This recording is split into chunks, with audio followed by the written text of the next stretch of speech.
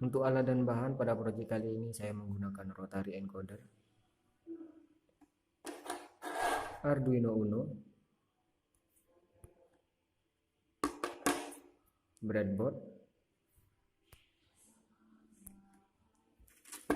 kabel jumper, LED. Di sini saya menggunakan dua warna, yaitu warna merah dan juga hijau. Port USB untuk disambungkan ke catu daya dan juga resistor 220 ohm.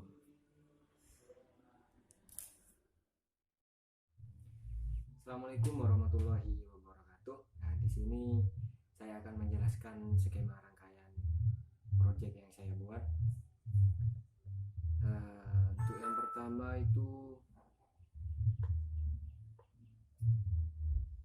kita sambungkan rotary encoder terhadap Arduino. Untuk pin GND pada rotary encoder itu disambungkan pada GND Arduino, sedangkan VCC itu disambungkan kepada 5 port pada Arduino. Kemudian untuk input CLK itu disambungkan pada pin 4 Arduino, sedangkan DT itu disambungkan kepada pin 5 Arduino. Untuk resistor untuk LED itu disambungkan terlebih dahulu kepada resistor 220 ohm. Untuk LED hijau ini disambungkan ke pin 8, itu sudah tersambung bersama dengan resistor, sedangkan LED yang merah itu disambungkan pula dengan resistor 220 ohm kepada pin 9 Arduino, sedangkan sedangkan GND dari kedua LED ini disambungkan pada ground pada Arduino. Untuk memperjelas penjelasan saya, nanti saya akan menyertakan gambar.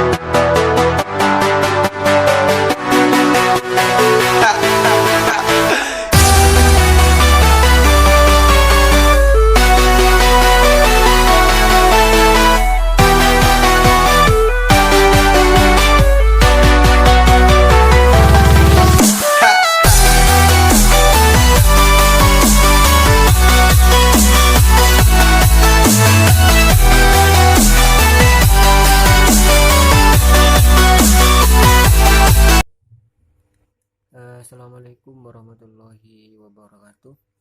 Nah, di sini saya akan menjelaskan program dari proyek yang saya buat. Untuk pertama itu adalah pendeklarasian baik input maupun output. Di sini inputnya itu adalah input CLK yang akan disambungkan pada pin 4 Arduino, dan juga input DT yang akan disambungkan pada pin 5 Arduino.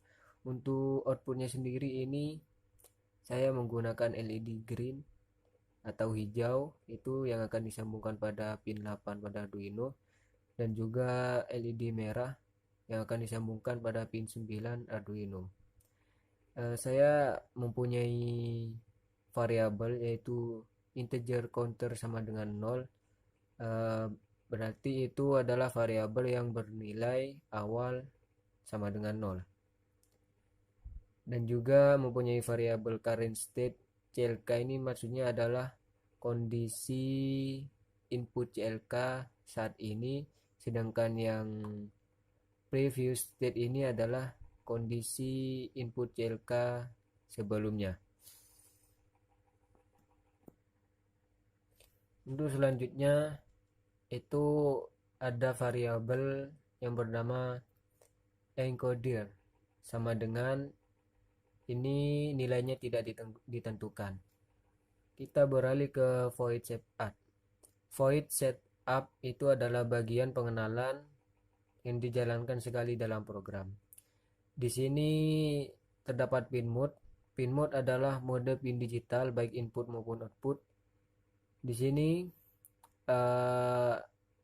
input CLK sebagai input, berarti pin mode input CLK input, dan juga input DT sebagai input, berarti pin mode input DT input.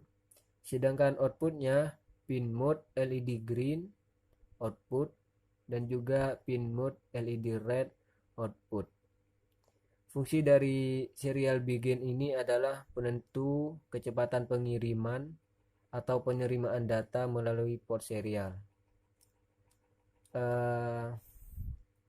Kita lanjut ke bagian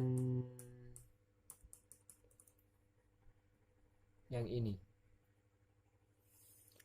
Untuk previous state CLK sama dengan digital input CLK ini memiliki maksud yaitu memberi nilai input CLK terhadap keadaan sebelumnya input CLK. Baik, kita akan masuk kepada void loop. Void loop sendiri memiliki